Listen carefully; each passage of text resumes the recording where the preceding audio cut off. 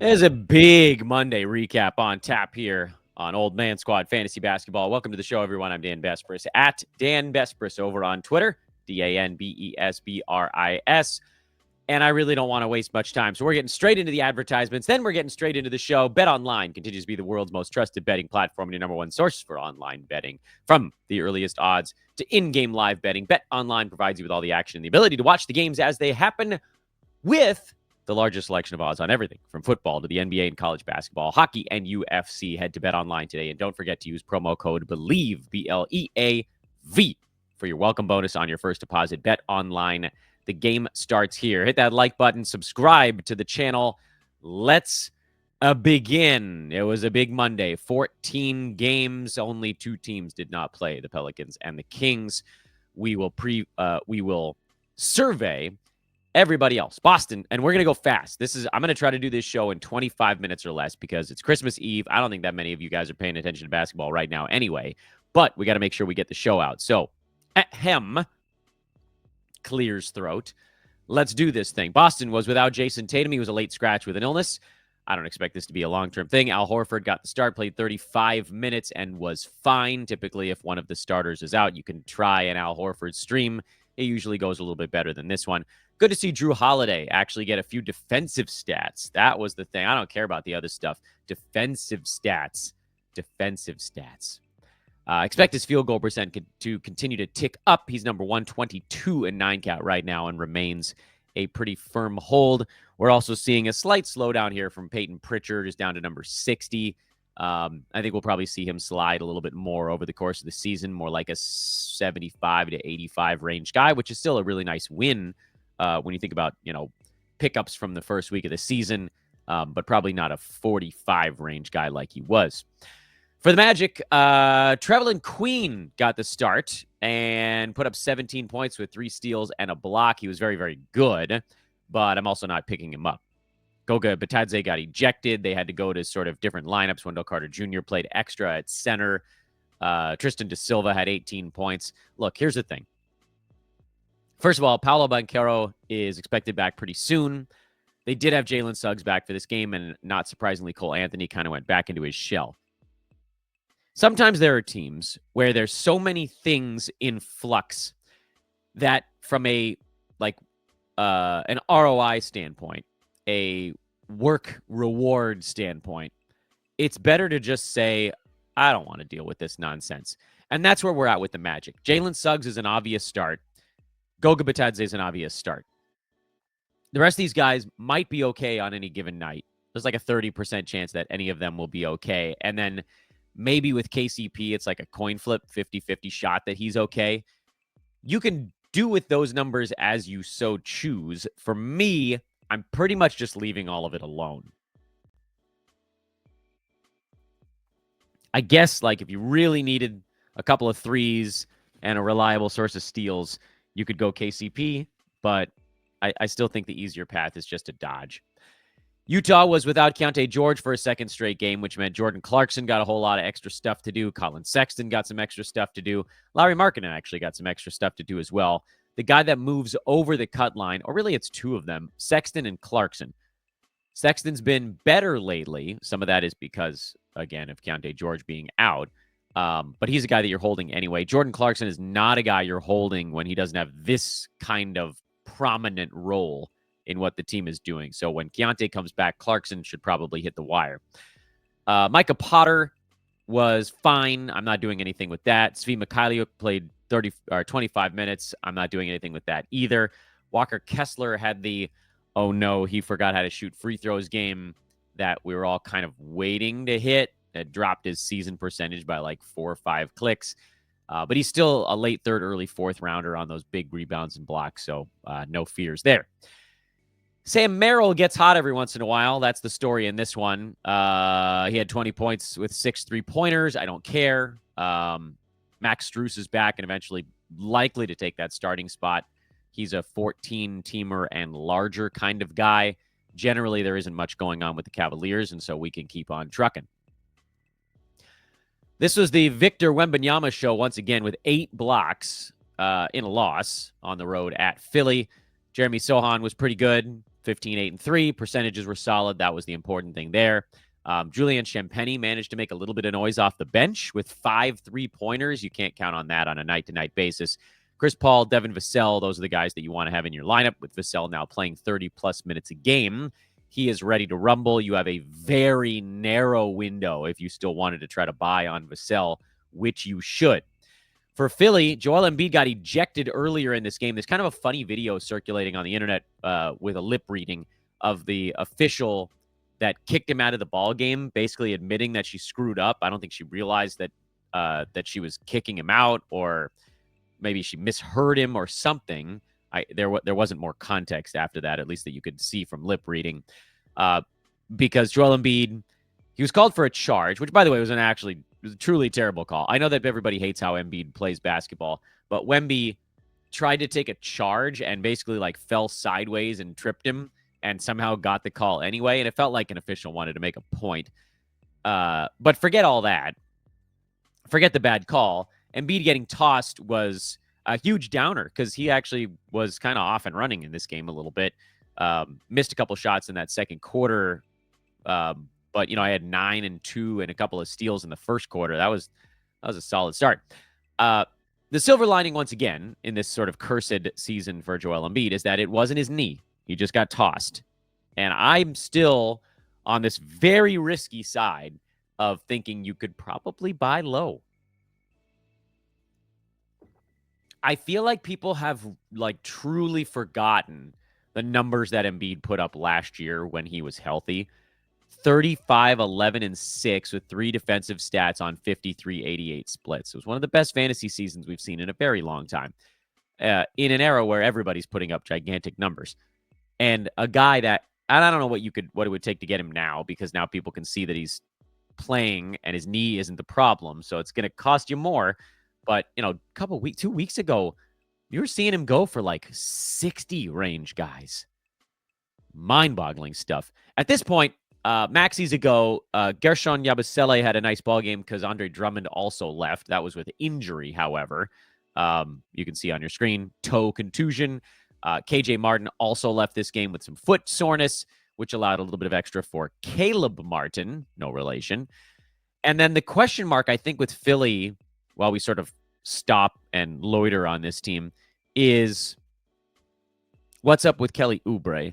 And I've called him an injury replacement level guy, which I think is still the call there.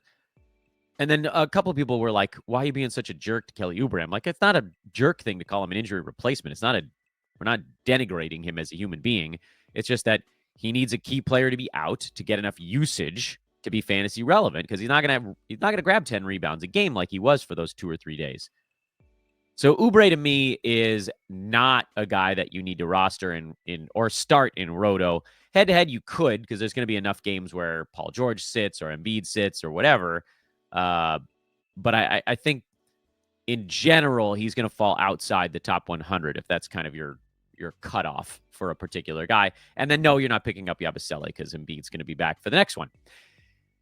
Houston beat Charlotte 114-101. No Dylan Brooks, so Amen Thompson got that start. And this is what we've been talking about. And this is not so much about this game in particular, because Cam Whitmore had a nice game as well, kind of taking the Amen Thompson minutes plus the late minutes in this game. This was actually Houston was winning this game by more than the final score would indicate. They were up by 20 for most of the late part of the game.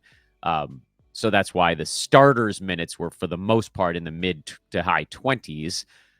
So don't read too much into the Cam Whitmore thing, although it was a nice ball game, so you got to give him that.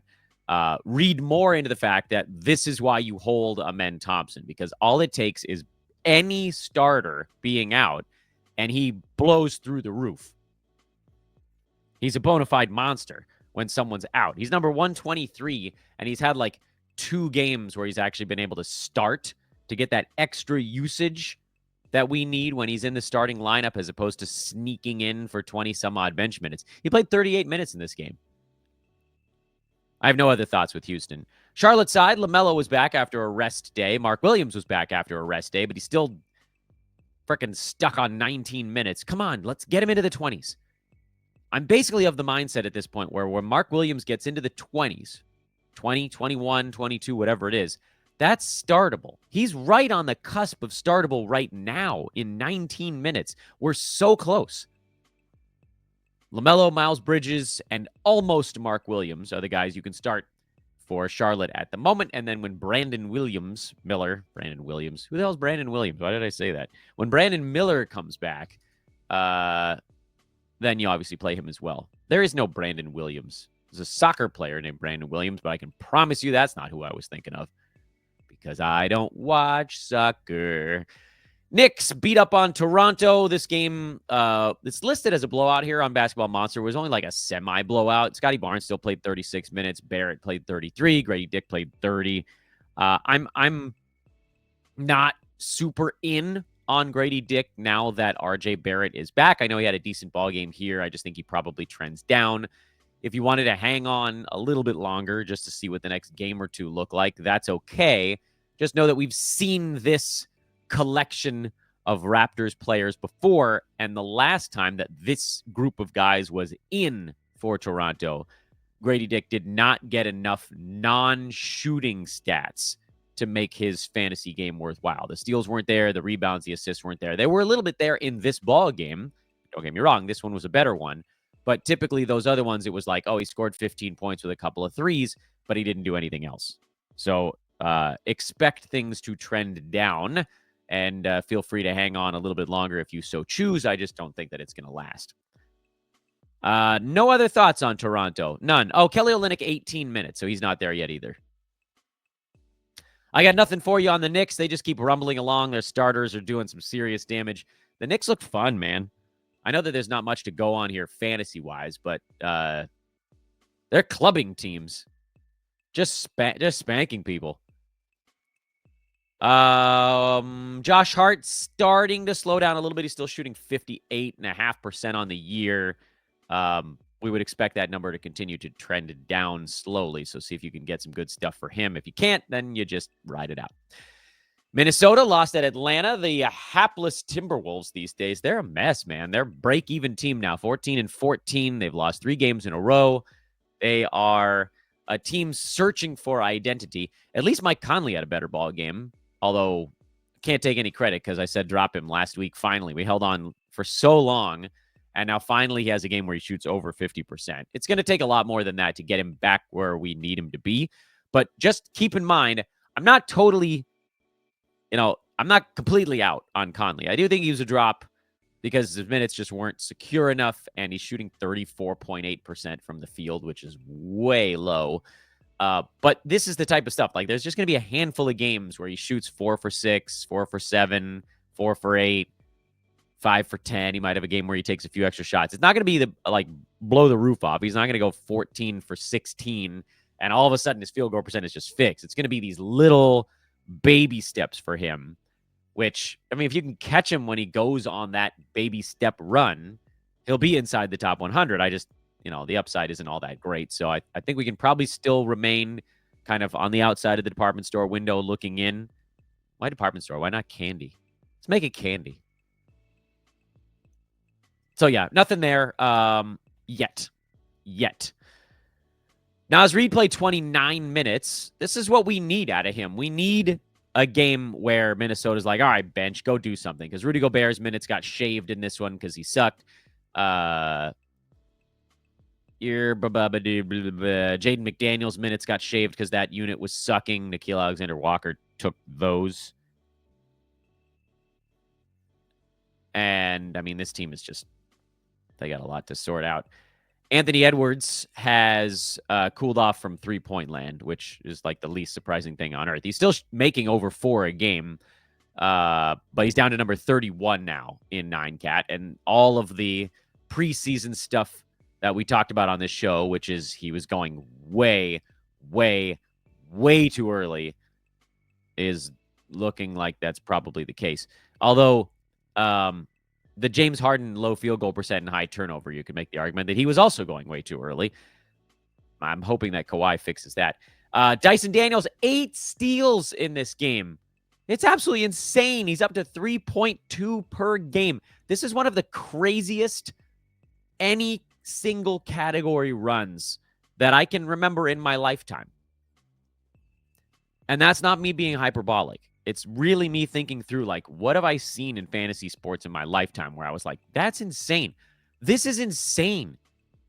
Because we all knew he was going to be a good steals guy. And if you go back and listen to the preseason shows, we talked about how he has a chance to, average around 2 steals per game if you kind of extrapolate what he did in a lower minute role in New Orleans. 3.2 is straight up outrageous. The expression win you a category by himself gets thrown around a bit in the fantasy community. Dyson Daniels and Victor Wembanyama are those guys right now. They can win you a category by themselves. Victor's going to have a week where he has like 25 blocks. And I know that 25 blocks by itself doesn't technically win you the week, but all you need is like 5 from the rest of your entire team over a whole week. That's the same thing with Dyson Daniels right now. What are the last 2? Is he have an 8 and a 6 back-to-back? Is that where we're at right now? Yeah. I mean, he's at 14 steals in his last 2 games. I know that's spread between a Saturday and a Monday, so technically it's across 2 weeks. But, like, what if he comes back and has another 4 or 5 the day after Christmas and another 3 the day after that? 15 steals by himself this week is a distinct possibility. That's ridiculous. It basically does win you the category by himself, unless your entire team just gets 0 somehow. Otherwise, like, if you just have a mediocre even steals week, having him in the mix wins you that week. The whole rest of your team needs like 30 across, I don't know how many games, 40 games, something like that. I think your team can handle it. Garrison Matthews popped off. You're not going to do much with that because he shot 7 for 8. That's not really a repeatable number. I love me some Larry Nance. Onyeka Okongwu fill-in. This was another fun one for him. Only 21 minutes. I'd love an extra 2 or 3 there, but who cares? 4 boards, 2 assists, 2 steals, 3 blocks, 2 3-pointers. He's just like this automatic put a few coins in every bucket guy. Super fun. Love me some Larry Nance. Let's keep going. Brooklyn's annoying. This game, Brooklyn-Miami, easily the game from a fantasy standpoint that I hated the most on yesterday's card. And it's not even close because Brooklyn has Cam Johnson you can trust. Ben Simmons, believe it or not, right now, you can basically trust, although he was much less involved on offense in this game. I think he'll be better in the next one. And Nick Claxton is like borderline trustworthy. And then you've got this laundry list of goobers that are all playing some. Tyrese Martin was okay in this one. Keon Johnson and Noah Clowney were all okay in this one. Shake Milton was not. Jalen Wilson was not. Day'Ron Sharpe was not. Your guess is as good as mine. Just staring at Brooklyn box scores until my eyes rattle in my head. And I'm just like, this is kind of what we talked about with Orlando. Screw this. I'm not going to do anything with it. Plus, Cam Thomas should be back hopefully within the next, 5 to 10 days. And then the whole thing, the board gets reshuffled. I don't even know if Ben Simmons is going to have value after that. I'm hoping he does. But, I mean, 15 to 20 shots is getting shuttled Cam Thomas's way. So bye-bye field goal attempts for Noah Clowney, Keon Johnson, and Day'Ron Sharpe and Jalen Wilson. And then Miami, they're a similarly annoying team. Drew Smith went down, by the way, with a leg injury in this game. He was on a little steals blitz. But then Nikola Jovic became the new guy. What I said about the Heat before their last ball game, or in between games, I should say, with Jimmy Butler being out with diarrhea, is that Adebayo, Tyler Hero, those are obvious ones. And then Duncan Robinson was my 3rd favorite Heat to play. And that holds because when he plays a bunch, he takes a bunch of threes. So at least there's kind of like that floor of, he's going to make some 3 balls. So even if everything else goes to hell, you get this one thing. But overall, I'd rather just stick with the 3 main guys. And if one of them's out, who cares? The one I am interested in, if Bam Adebayo misses a game, you could probably stream Ware. Otherwise, whenever these other guys miss a game, it's just crap. It's absolute garbage dump. The Heat. So annoying, this fantasy team. Milwaukee, who needs Giannis? Who needs Dame? We've got Brook Lopez.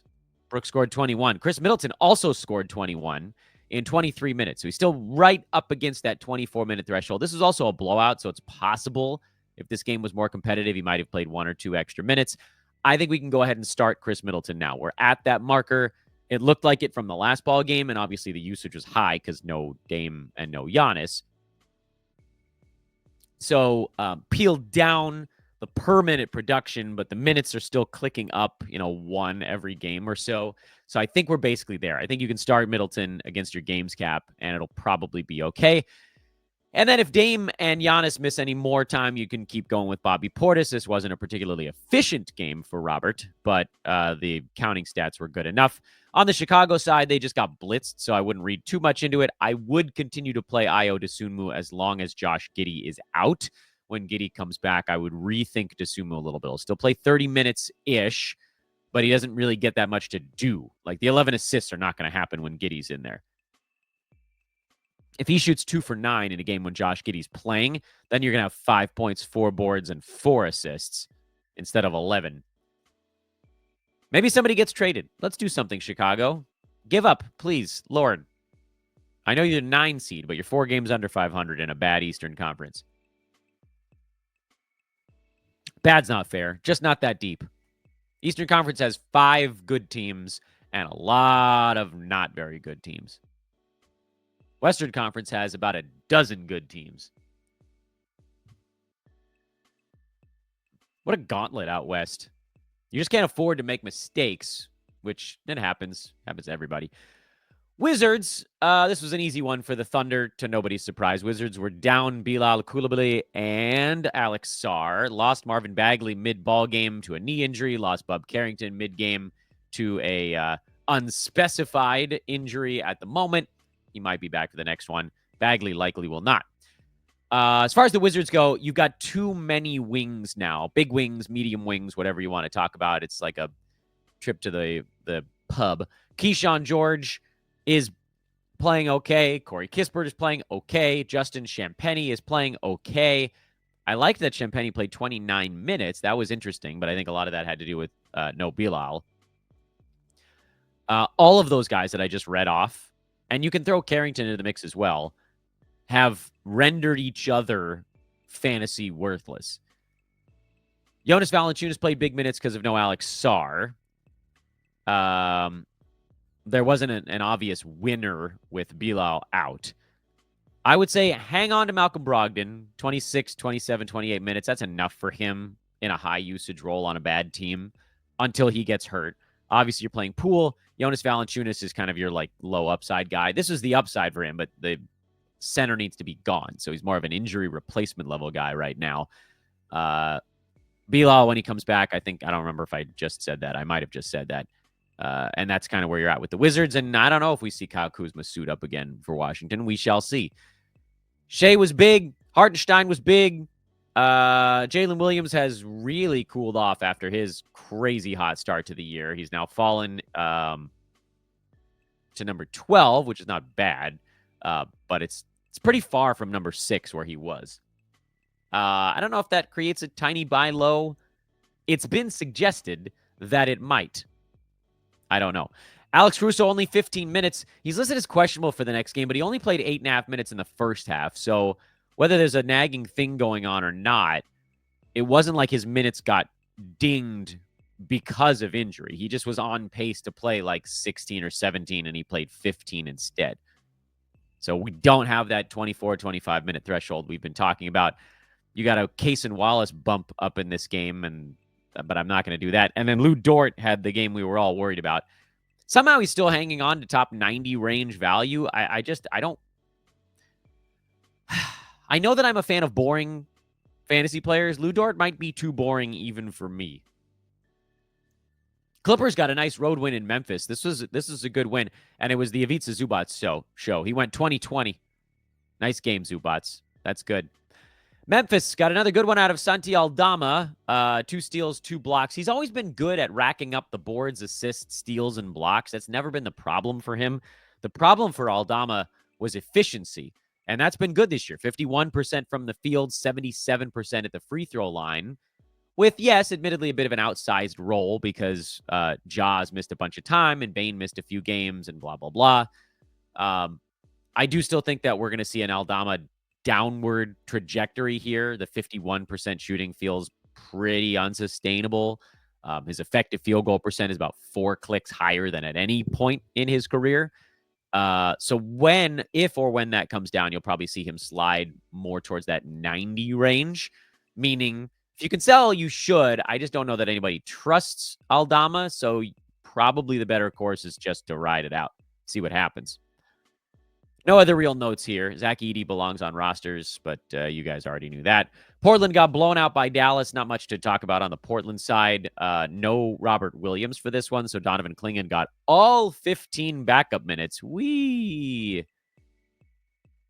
Jeremy Grant was so bad. This is why we talk about selling him anytime. Anytime he has a serviceable fantasy game, you try to get off of the Jeremy Grant experience. DeAndre Ayton is starting to play a little bit better. That's like the one tiny little silver lining. He's up to number 78. The free throw at 61 is really the thing kind of holding him back. If that gets back up into the high 70s where it typically belongs with him, he slides into that, 60-ish range, 60, 65. Still, I think if you can get off of DeAndre Ayton for a similarly ranked center, you probably do it. Maybe try to buy low on Gobert. He's been really bad lately, too. I don't know why I said 2. And then, with Portland, you just got like countless schedule stream level guys. I know that some of them have more perceived value. Like Anthony Simons is perceived to be better than that, but he's basically a punt guy / schedule guy. Sharp is a punt guy. I mean, these guys belong on rosters if you have the right build. Avdia is a streamer. Kamara is a streamer. Scoot is a very low-end streamer. Grant is a streamer and a little bit of a punt guy. Blazers, every once in a while, the offense clicks for that team, and then they have a really cool fantasy game, but most of the time it's annoying.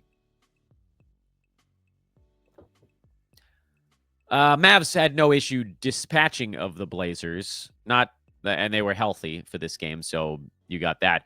Daniel Gafford had a really nice 7-for-7 shooting game. See if you can sell him on that, because you got the rare flip-flop here where Derek Lively saw the lower minute total. Try to get Lively, try to get off of Gafford. This is a really nice opportunity to do that in a blowout where everything was a little bit weird. Klay Thompson, by the way, is going to go back to being a drop now that the Stars are back. Phoenix got destroyed by Denver. This game was just never close. Yusuf Nurkic had fouls early, and then there was sort of no reason to put him back in late because they were getting blitzed and other centers were doing better. Durant and Beal were the only Suns that survived the encounter with the Nuggets. Royce O'Neal has some groin soreness. Hopefully he can play through that, because if not, then it's going to be Ryan Dunn as the backup to the backup to the backup at this point, and I'm not going to recommend an ad there. If O'Neal plays, I think he's playable right now because there's no Booker and there's no Grayson Allen. Jamal Murray got the day off for the Denver Nuggets. Hopefully his injury is minor. And that meant Russell Westbrook, who was already an ad on his hot recent play, got to make the start, and that made him a much easier decision for this ballgame. Christian Brown didn't get it done in 26 minutes, but the game was over early, so that made it a little tougher. Generally, he's going to be better. Brown is still a hold for me. Pacers beat the Warriors. The new-look Warriors having some issues right now. Tyrese Halliburton, as it turns out, guys, still decent at basketball. He's up to number 25 on the season overall. Over the last month, he is number 8. Everything's fine. This is a zero surprises game for the Pacers. I got nothing. Obi Toppin, 19, 18 and a half minutes. It's just not enough. Oh, Warriors. What are we going to do with you guys? Dennis Schroeder played 30 minutes. That's the good news. The bad news is that, again, he only attempted 9 shots and only had 3 assists. I do not like the outlook, Sam. I think we're going to end up dropping Schroeder. I am going to give him another 2 to 3 ball games, though. You can mark your calendar. They play one on Christmas. They play again, 2 days after that? Is that right for the Dubs? What does their schedule look like right now? Yeah, then they got a back-to-back. So they got Christmas, and then they got 27 and 28. If Schroeder does nothing in all of those games, that might be the end of the line for me. Or maybe I could be coerced to hang on to him into the start of 2025, but I don't think it's looking good. Kuminga had 26, 8, and 4. He'd been bad for a few games before this. I don't really like his fantasy game anyway. Trace Jackson Davis has had a couple of good ones in a row. This one with Draymond Green back. Here's the thing, guys. I think Draymond Green is probably a drop. He's been terrible this year. Absolutely terrible. He's number 156 in 9-cat. That's barely even streamer land.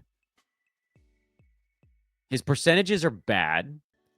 His assists and rebounds aren't nearly as high as we were hoping for. I know it sounds crazy. I think you can probably just drop Draymond Green. You're probably going to drop him. You're probably going to drop Schroeder. You're probably going to drop Kuminga, Trace Jackson Davis, and Brandon Pajemski. The Warriors look like they're going to end up being just Steph Curry and Andrew Wiggins on fantasy rosters by the end of this season. That's my prediction here on December the 24th. And finally, Detroit. This is the turnovers were the story in this game from an actual game standpoint. From a fantasy standpoint, I don't know how the hell he keeps doing it, but Malik Beasley is on an epic heater.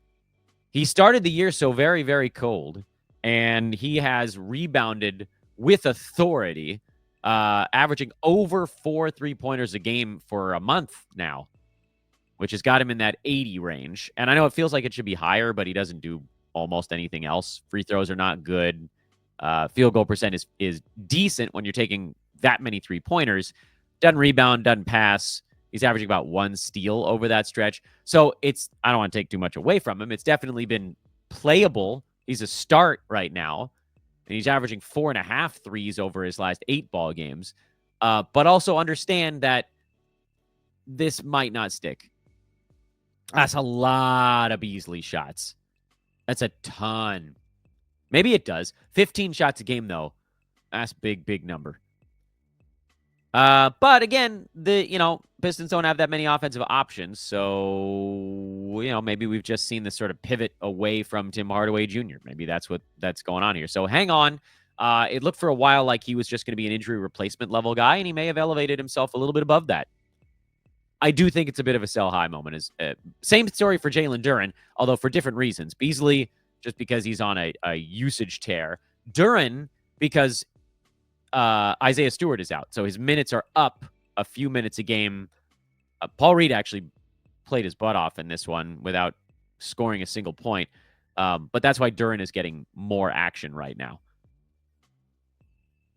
I mean, when you look at this game, like the Lakers took Cade Cunningham out of the game and the other guys picked him up. All these days where we're like, oh, somebody's got to give Cade some help. This was that day. I don't think Jaden Ivey is a 9-category guy. Max Christie had 17 for the Lakers. He just keeps getting better and better, and as a result, the Lakers look better with him. Max was a plus 10 in this game. They lost by 3. Austin Reeves, Anthony Davis, those guys were plus 16, plus 15. The story was really Anthony Davis, though. Anthony Davis was a plus 15 when the Lakers did not have a center on the floor, which was 9.5 minutes of basketball. They were basically a minus 20. That's pretty rough. D'Lo also hurt his hand late in this ballgame. You could actually see him kind of hiding his left hand and left thumb on a play before he committed a turnover. Not that he was much of a hold anyway. But if he has to miss time, then that kind of ruins whatever possibility we had of trying to wait through the bad stuff. Anyway, what does that mean? Probably nothing. If D'Lo misses time, it's probably just going to be a few more shots for the main guys.